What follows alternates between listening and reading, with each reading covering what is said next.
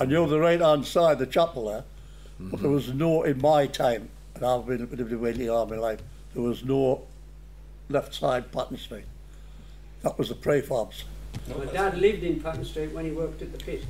When he was single, he lived in Patton Street because the pit was only, what, 100 yards away? Well, below the chapel, there used to be Jenny Carr's shop. Well, it wasn't Jenny Carr's, they called it Jenny Graham. That was her name. And that was Jenny Carr's bank, because we all used to sledge down it. And below Jenny Carr's was the Miners' Hall. That was a picture house. And below that was a temperance hall. Well, I'm telling a lie again. There was 2 houses belonging to Asian District Council. Meggie Harper used to live in one, and a lad called Bobby Luke lived in the second. Then there was the temperance hall, and White's from Thorley, from Ludworth, used to rent a little shop in the centre of the temperance hall. In the latter years, George Rees, he used to run the school meal system and his transport, and then by then the bottom house was occupied by the Smiths, Machi Smith, who was a prisoner of war in the Second World War against the Japanese, and Hannah and his daughter Joyce used to live there at the second one. The bottom of the temperance building, and then Bowers had the hairdressers. Then it was turned over to, I've got it over here, one copy. There was 12 fish shops going at the same time in Wheatley Hill, and that was the one, and they used to call them cowls. The only thing I remember about Patton Street was the Methodist church and chapel, and there was a youth club in there. Well, when I went, I lived at Thornley, but used to come up to the youth club now and again, and that would be maybe about early 60s, yeah. I remember my dad, because that's my connection with Wheatley Hill Pit. My dad, he worked at Wheatley Hill Pit. I worked at the big pit, Thornley. Anyway, I remember him saying that the house where they lived in Patton Street, there's 4 brothers, I think, worked at the pit, and the boots were there ready for them for the shift, and next to a bench, so they sat on the bench and emptied the boots, black clocks, before they put them on, obviously, before they went to work. I remember him saying that, banging the boots on the bench to get black clocks out. If you go out to the end of Wheatley Hill, where on the right-hand side, that lad's built his house, Thompson. Yes. Right. On the opposite side, there's a left-hand turn there. You go into that road, turn left again, and you come round to the chapel. Right, say it? Why, north of that chapel there used to be a Nissan building. What do they call them during the war? Nissan Hut. Right. And that Rita Muffin, she was Rita Muffin, but she married a lad called Jack Talbot. Rita, when we lived in Woolmorsen Street, number 5, next to the fire station, she used to top me at the Nissan Hut with me soap bowl and me bun every day. Just above the chapel. The Methodist chapel used to have an anniversary on every year, and everybody used to get picked to go up on the stage to say a piece, and you had your best clothes on, and you said your piece, and that, which was a little poem or a prayer, and that's in the Methodist chapel itself. And every year they used to have Christmas parties and like what you said, Eileen. Yeah, we used to have concerts where we got up on the stage and we sang and tap danced and things like that. And we weren't very old, probably about 10. I can remember going to that in about 56, 57. Yeah. Yeah? This became the main chapel, and it's still there today, you know. Yeah, its last claim to fame was a cannabis farm. Yeah, supplied off the pole. And But didn't they, every year, they used to come out with a portable organ? Yeah. And go and do prayers and sing round the village? 3 Sundays before the anniversary they used to do that, Joan. All right. You used to carry the organ, and then you used to have your buckets and go and knock on doors to collect monies for the funds. When you say the anniversary of what? It must have been The opening of the... The opening of the... Yeah. of the Methodist Church. No, they used to have the anniversary every year. Alan Lincoln and them. Alan Lincoln and, what do they call it, husband? George Shutt's husband? Alan. He was a painter. Him and John Shutt and Alan Lincoln and his wife, well, it was two sisters, weren't they? Aye. And they used to go around the streets with a barrel organ. Aye. And then Mr. and Mrs. Galley used to as well. They used to have the shops in the front street, and they were associated with the Wesleyan. We were Wesleyans. We didn't go to the Methodist, you know, there was... Yeah, we were all Wesleyans. The preacher was called Mr. Nelson, Mr. and Mrs. Nelson, and like the thing they talking about, they used to train you up for like their estate, like that was the chapel name for their like big, and if you got picked, she would learn you like a piece or something, you know, to sing. I remember one there called The Pigeons in the Market Square. Wow, no, I remember that. The Market Square, all the blues and greens, they like to see me there. The pigeons in the Market Square. That was the main road out to Wheatley Hill in the early days. You got to the bottom, you turn right, and the road's still there now. There's no Z bend where the pit Wheatley is. But if you go around there now, you know that the road that makes it there, that was the main road out to Wheatley Hill, down there and along there. Prefabs. That's it. We both lived in them. Beautiful. We come out to a colliery house in Smith Street, into one of them. Fridges, washing machines, empty kettles and pans and everything was in. And coal. Everything. Bitter coal. No, they weren't, mate. Were they not? No, they weren't. They're supposed to have a reputation for being cold, no? Number 19 Eastern Crescent wasn't card. No, it was Plenty really coal. right on the corner. I think it was like what they're looking at now, like a stopgap, where they can build quick housing that gives you like the full show, and like you can make people like fully equipped in like a short space of time. I was only a little lad living in Old Marsden Street where they put the phones down and they brought them on low loaders. I ended up living in a ward. Number 3, he lived in number 8. 8 North View. Had a fire on a foot square. Little tin box it was. That's all what used to do. That's all, the whole heat in there. What it was, they were got to pull Smith Street down and John Street. The street, Pilar Potter Street. John Street and Smith Street, the only two old colliery houses there and left. And they pulled them both down, and we got a prefab. There was knives, forks, pans, everything in. No, you could go in there with your clothes, nothing else. Everything was in. It was good for us because we came from one room. Yeah, fridge. You had a fridge, a washing machine, everything. And a corrugated coal house. They were still up till 64 60s? when I left. And there was still people occupying them after that 60s. for a while. Yeah, when the new estate was built called the Ponderosa, like named after Bonanza. At Shotton, what they did, they plastered round them, and they're still there now. Still living in and bought. We just said it was 1964, 65 when the Ponderosa was built. So they'll have been round about then when they were pulled down. I was a junior school when we lived there.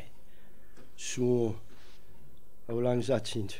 North View ran along the bottom, Bottom of which was adjacent to the railway line from the colliery to Wheatley Hill Colliery rather to Thornley Colliery, and it was also used to like there was what we called pit heaps, like behind the line, and they used like little offshots of the line to build up the pit heaps to put the waste on the pit heaps. There was never a one stood empty. No. As soon as one person moved out, well, I didn't know whether they got a colliery house or a council house. As soon as one moved out, somebody moved straight into one of them. We lived in one room for 6 years when I was born in there. My mum said the workhouse, it was a place at Leholm at Easington, as Brian says. And we come back to number 1 Miners Villas, and that's where my mum and dad lived after they got married. And then they got the opportunity of 8 North View, and that would be a big thing from us from one room in Mr. Howe's house, you know. But my dad fell out with my grandmother.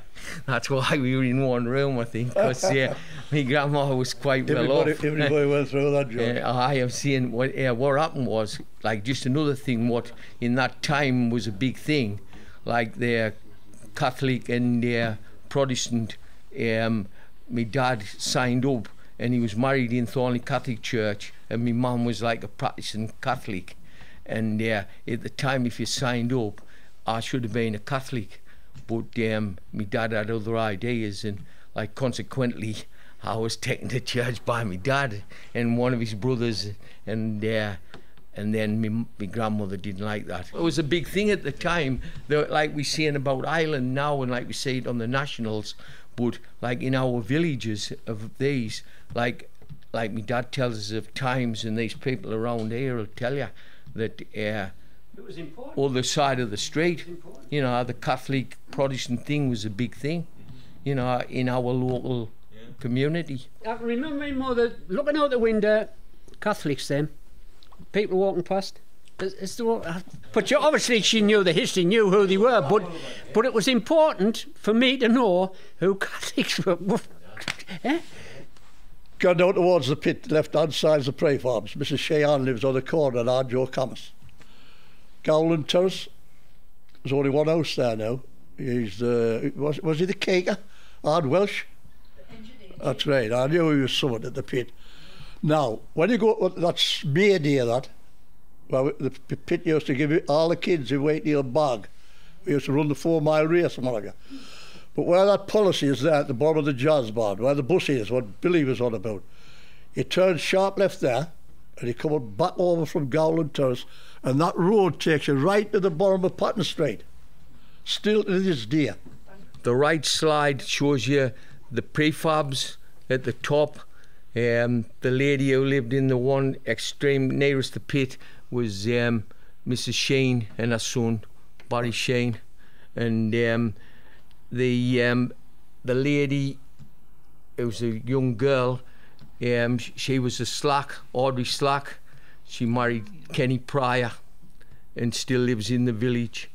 My uncle, who was a keeper at the pit, lived in number 10 Gowland Terrace, Jim Bean and his family.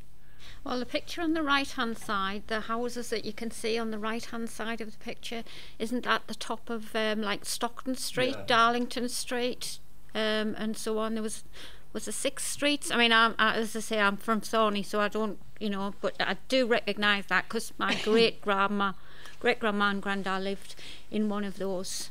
I believe it was Stockton Street. Most villages, a lot of villages had jazz bands, and I know, being from Thorney, there was a big rivalry between Thorney Jazz Band and Wheatley Hill Jazz Band.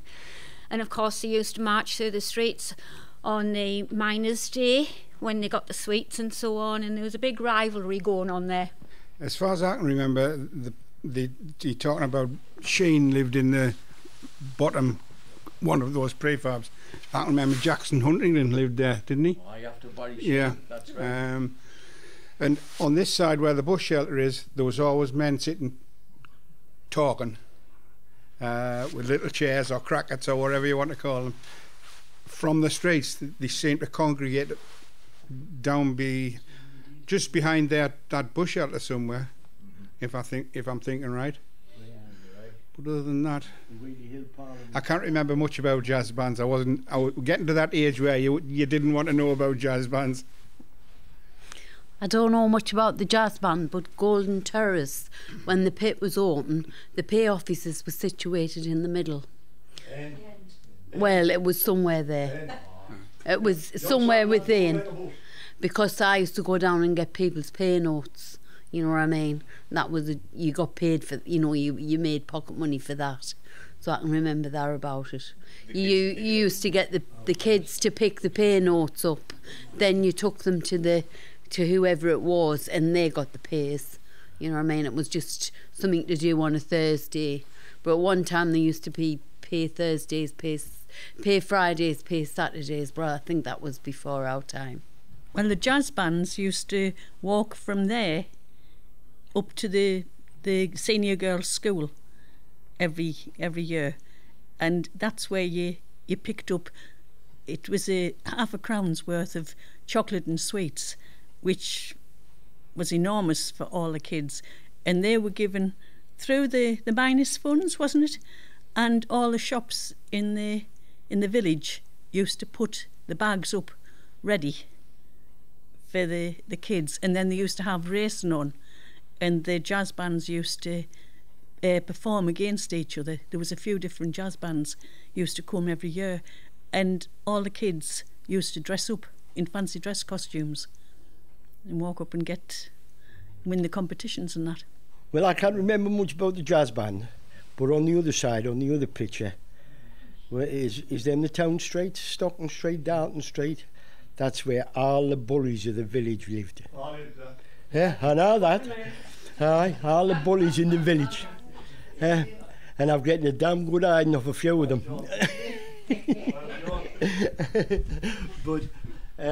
But we, at the top of them streets, we used to play alleys, you know, marbles, and we used to chuck McGee in the wall and into the hole, the marbles, the alleys.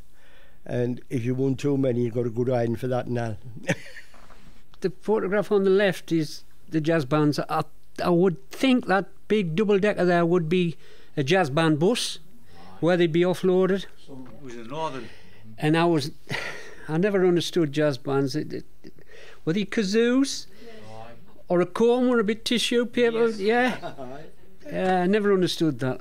And the one on the right is a very, very familiar view of walking down to the pit to get my dad's pay note. And was it on a Thursday? And sometimes don't forget your dad's pay note when I was at school. But we lived the other way, and when you nearly got to the gate of the house, you just remembered you were supposed to pick your father, so you had to go right back again. Anyway, yeah, very familiar, wonderful view. I can't remember anybody being robbed. There was none of that. You just picked it, got your dad's pay note, and the next day your father got somebody responsible, not me, picked up his pay. And yeah, that's the way it worked. I was never trusted to get my dad's pay. just the pay note.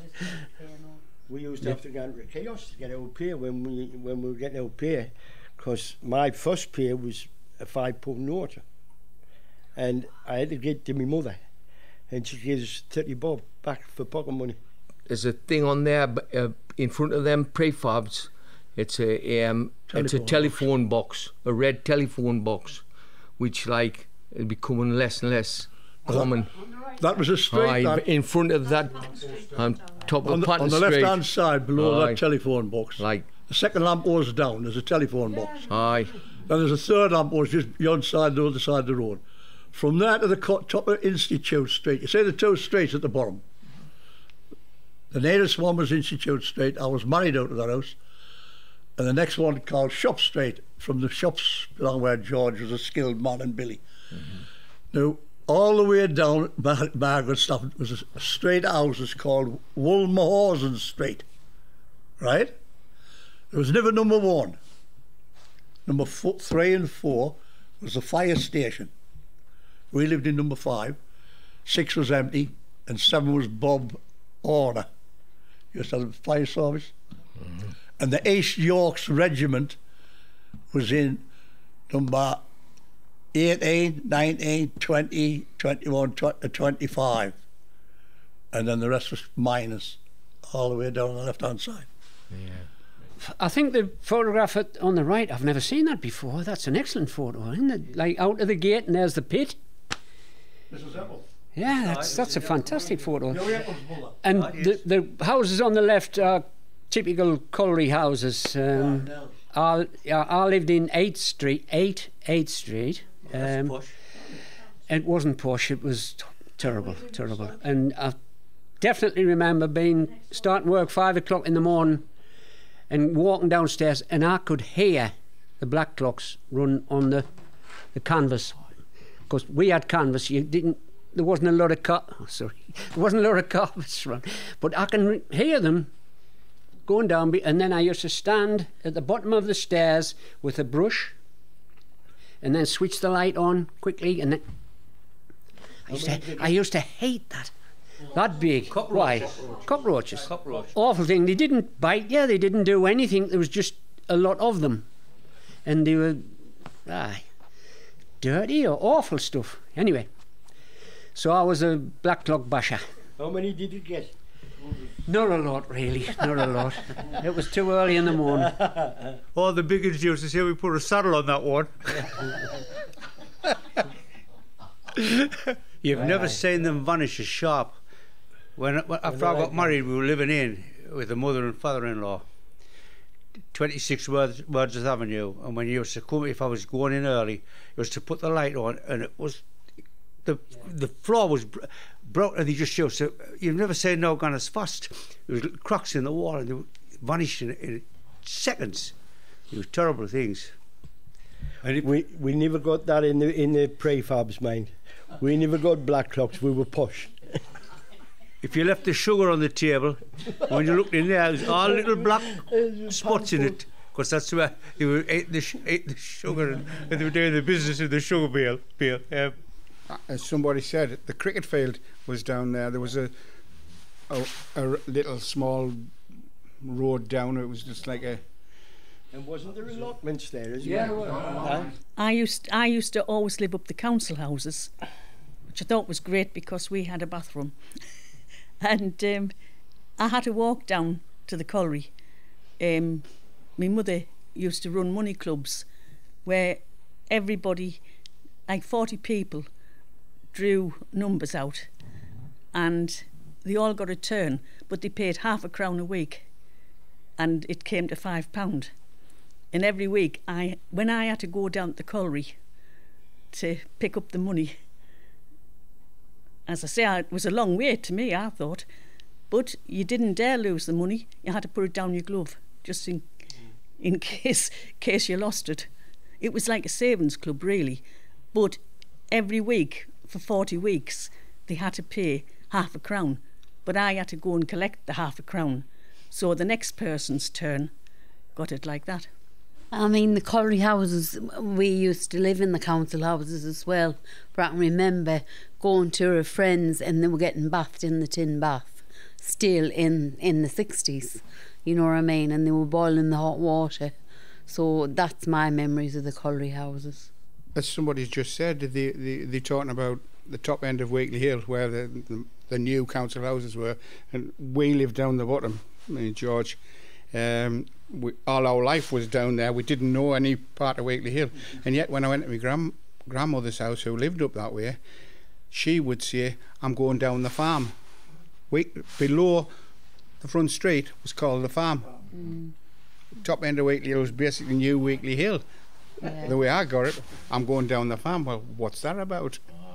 But that was the bottom end of Wheatley Hill. Well, obviously Gregory's farm was what she was talking about. My great-grandparents lived in one of these streets. I think it was Stockton Street, but I'm not 100% on that.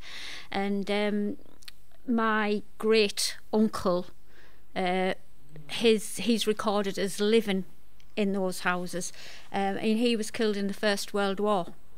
And on his army papers, that's the street, those are the streets, that's where he lived. He died in 1915. So obviously they were still on the, they were on the go then. I think it was Stockton Street, but I'm not 100% on that. You can see Mrs. Eppel there, like pegging out, I don't mean dying, like pegging out the washing, like over the street, and she'd have a post at the other side, and then she'd put like a post in to get it high elevation, like a prop, like and she'd have, there would be like no rotary or anything like that, so she's right on the pit, no, they were all right, weren't they? I lived in that one, Stanhope Street, where I had Mrs. Eccleston. Now, where she's got her clothes hanging off is what they call the timber yard.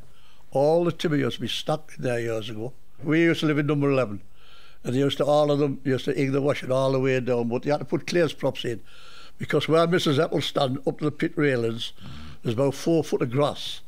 That's where we parked our cars. And whether the washing was out or not, when they come from the pit, they used to drive down that straight to where they lived. They went under the washing. You had to go, all the women, everywhere. Institute, shop, Monday. Monday. Washing day was Monday. Then they used to iron after it was washed. Straight away, one day, finished. Top left-hand photograph, 13 and 14th Street. 14's on the right, 13 on the left, and the dog track was at the bottom. The history of the streets of the Dardanelles, as far as I know, and I believe that when they were constructed, there were so many streets allocated to Thornley miners and so many to Wheatley Hill miners. I think one of them ladies is Judith Mitchell's mum, who was in our year at school. And as you can see, with the way the kids are coming down on the scooter, like or their roller skate with the boot on, that the gradient is like a massive gradient, and it hasn't changed. Because if you look at the new build of the bungalows that are like behind the new surgery at Wheatley Hill, that gradient still shows. There was some allotments at the bottom, and lots of pigeon fanciers where they raced them in the clubs, like what you had on a previous one when Bob Frost said about the pigeons. And the dog track, as Brian said, you can see the back fence of the dog track, like the bottom straight, and that was a very popular place, and probably we were fortunate to have a dog track as a village. Other than actually 4 of those houses still exist in First Street, opposite where we live. And when we got married in 1973, some of those streets were still there. The other memory I have of going to visit a relative that lived in one of those streets was kids going down the bank on their bogies, which was a big thing in those days. Other than that, I can't remember a lot about the actual houses. I know I visited this relative and don't remember much about, other than it seemed to be, looking at the house, thinking about the houses at Thorney, they were all built in a similar way, the layouts and so on. And the ladies used to hang their washing lines from one street across to the other. So if you went down on your bogey, you had to duck your head because you had to avoid the washing. On the top picture, you've got Ashmore Terrace, which is not there now. That's the one behind Alexander Terrace in the front street. It's been pulled down. I think there's still a couple of houses on the end where Lucy Hutton's shop is. And this one is that the store chemist that's at the top of this street. Yeah. Yeah. Other than that, I never went along there very often at all, to be honest. The bottom, we used to call that the fish up bank. Yeah. Because at the top, opposite the chemist, there was a fish up there, which it's now the Chinese. But it used to be Georgeson's fish up, then Hutchison's. But on those banks, we played on those with our whatever skates or bogies or whatever, and got wrong off everybody who'd had that washing hanging out. You know what I mean? You got a clip. You've dirtied the washing. I was once going down that bank and I buckled the wheel on somebody else's bike. So that was, I had to pay for the wheel. As you can see, most of the women, most married women, wore pinnies every day. That was part of their dress. As they got dressed in the morning, they put a pinny on. And their form of relaxation was standing at the gate, having a bit natter. That was about it. Wasn't very many women used to go to the pubs or anything like that. Well, I think they would be gossiping about their neighbours. Yeah, that was right, Claude. And the kids pulling the washing down. I was just want to say that lady at the bottom of 14th Street there, hanging the washing out. They used to use the back doors more than the front doors. And the women, they used to say to her, can you make us a couple of dogs? And they were a bracket what you used to make with a gib on and a hook on. And you used to make them in the blacksmith shop. And you used to hammer them in between the bricks. So there's 2 hooks over the wall, over both sides. And that's how they put the washing line out onto these two dogs. The pits has been missed sadly since all the stuff that used to come from there is unbelievable. You never bought a fire grate? No. Yeah, I was going off the blacksmith at the pit. Blazes, coal rakes, pokers. That bottom is 8th Street where I lived, and where the lamppost is behind that on that woman's right hand shoulder, that's the house, number 8. Moved in there about 1970. That's a Thornley colliery house, that, not Wheatley Hill. And prior to that we lived, as John said, at Ashmore Terrace, Lovers Lane, the house on the top. We were in there about 6 months after I was married, and then we moved into 8th Street, and we thought it was fantastic for the first 2 days, and then the black clocks and stuff. Anyway. Well, we all went to school together, senior lads. Thornley come up to Wheatley Hill, seniors, boys and girls. But the juniors was like separated. Thornley juniors was now Thornley and infants. Same here. But the senior boys and the senior girls, they had none in Thornley, say the poor village, so they had to come to Wheatley Hill for to be educated. Tell Mr. Coe. Can I just say something about, I left school and they were the greatest places in the world to put coal in. Before you got a job, they used to dump, you can see the coal holes in the end of the gable ends there, and they would tip the coal and you'd go, can I put your coal in please? You get 2 bob, $50, and that was easy, unless they came out and said, I were Nelly round the corner once, and then you had to take them in pails. Me dad was, he lived down the Dardanelles. Little things I can remember him saying was, they had a pet monkey, I remember that, who used to get into all sorts of trouble. He told me about putting an incendiary bomb out one day when it landed, and about them hot bedding when there was 10 of them in the family and they used to share the beds. One was on night shift and day shift, stuff like that. Other than that, I can't remember anything else. I don't think there was any malice between Wheatley Hill miners and Thornley. No, there was no. Like Brian says, we were all educated in the same school, and all members of the same workmen's clubs and pubs and stuff. And there wasn't any malice. It was just Thornley was a bigger pit and a better pit. No. When Wheatley Hill pit closed, some of us went to Hazen. We went to Blackhall. Blackhall was like that. Some of the lads in Blackhall who best of mates worked in sections, worked in dust coursing in the faces.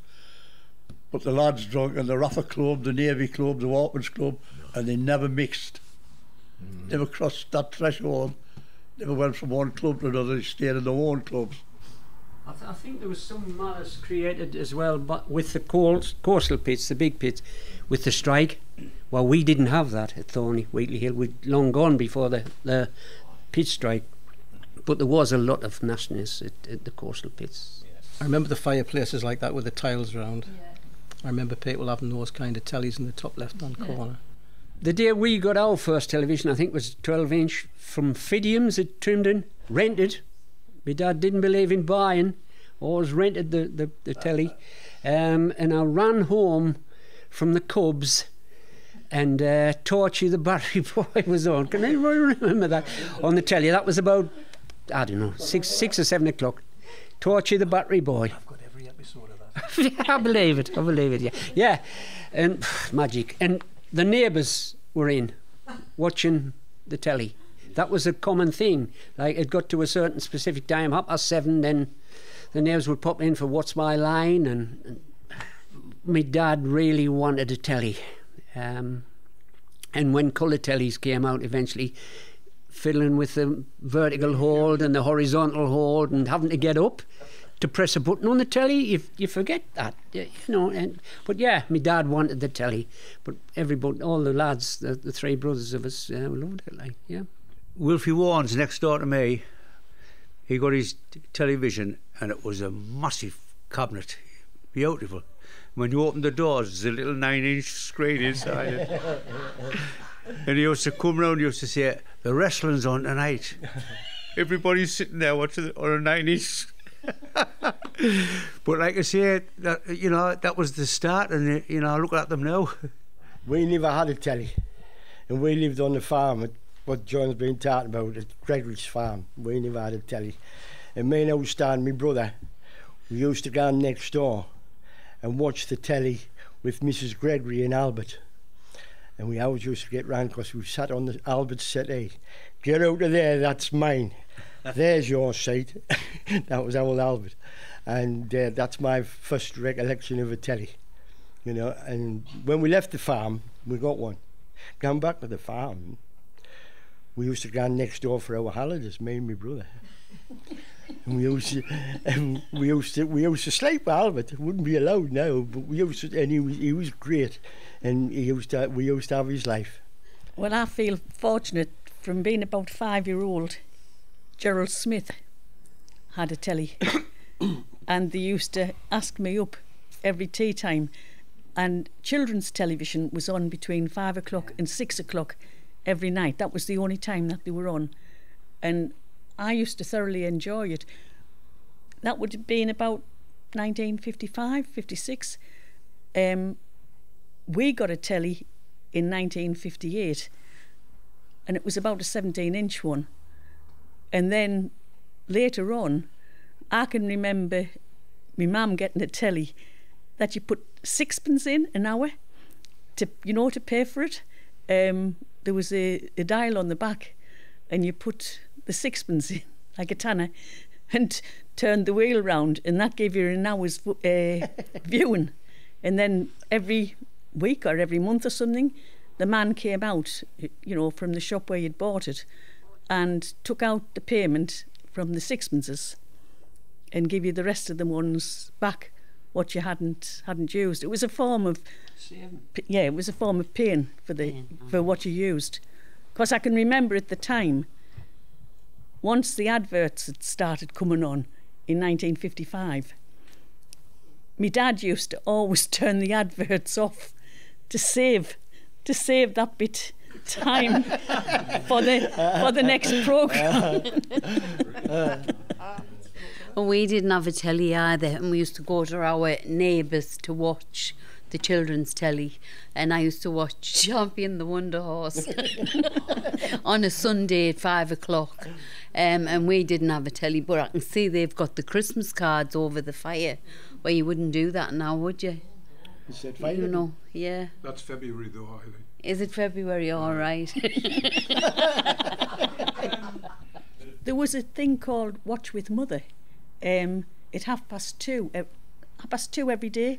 There was Monday it was Picture Book, Tuesday Andy Pandy, Wednesday Ragtag and Bobtail. No, Wednesday it was Bill and Ben. Thursday was Ragtag and Bobtail, and Friday was the Wooden Tops. Oh, that's right. With the biggest spotty dog in all the world. Yes. We used to all, you know, if you were off school, well, you could watch with Mother as well. But that's how it went. And then I think when ITV started at 1 o'clock, they started the 1 o'clock show from Tyne Tees, and that used to be good, that you had television during the day, because up till then you only had it at 5 o'clock at night from children's television. I'm 70-year-old, and I still don't know, and I would love to know till this afternoon, was Andy Pandy a boy or a girl? He was a boy. Was he? Yes. Well, I never knew. Luby Lou was a girl. I was looking at the chap on the top there. Everybody wore tie. I think it's the only way they felt dressed. We've talked about this before at home. They never felt dressed. Any man always put a tie. It didn't matter whether he was going to work or not. I mean, that's got to be 50s, hasn't it? That. Mm-hmm. Yeah. He's either done his national service, the lad, or he's in the army. I don't know. But telly-wise, we never saw the telly, did we, George? No, out playing. My grandmother had a one. She got it for the coronation, like a lot of people did. And like what the previous speakers have said, it was a small one, but then they got a magnifier, and it was just like if that like, and they just put this magnifier in front, and if you got behind it, you could frighten anybody. Telly, I never watched the telly when we were kids. We out playing. As soon as you got in from school, old clothes, bang, you were out all the pit apes, and that was it. The magnifiers, couldn't you get the coloured ones where there was a tinge of blue at the top and a tinge of green at the bottom? Oh, if you had money. Yeah, why? I don't know, a pound. I've seen them advertised, but as though like that's blue sky, green grass. Didn't matter whether you're in a housing estate or whatever. There was. I done the Dardanelles. That's green grass. The magnifier, what I remember, my grandma got a telly for the coronation, and I think a lot of people did, and we never had a one.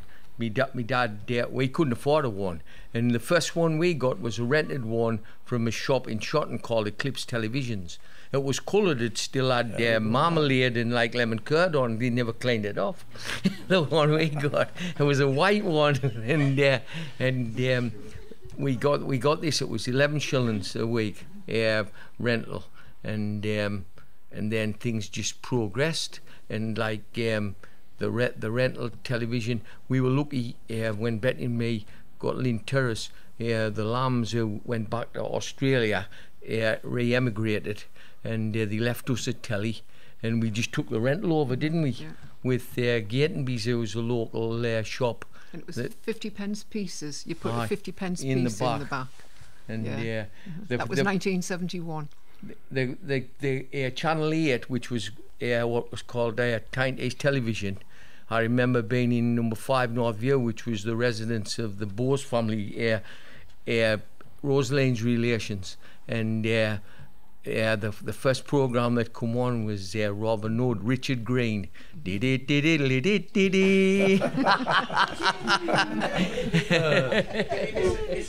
got our first telly, I think it was 1957, and we got that from Fidium's at Trimden Colliery. It was 100 guineas, it was a 21-inch, and we thought we were the bee's knees, I've got to say. And we got it in readiness for Tyne Tees starting, so we could only have BBC initially.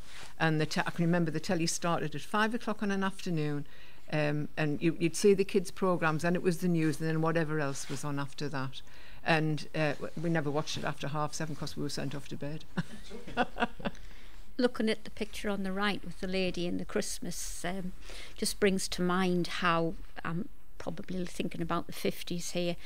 Your streamers that you had, you hung your streamers up at Christmas, and they went from the corner of the room to the centre where the light was, and then after Christmas you had to put them away, and they were like a concertina thing, and you pulled them out.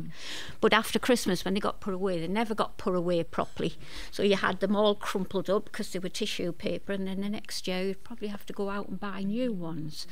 And just how things have changed, you know, from the decorations that we have nowadays.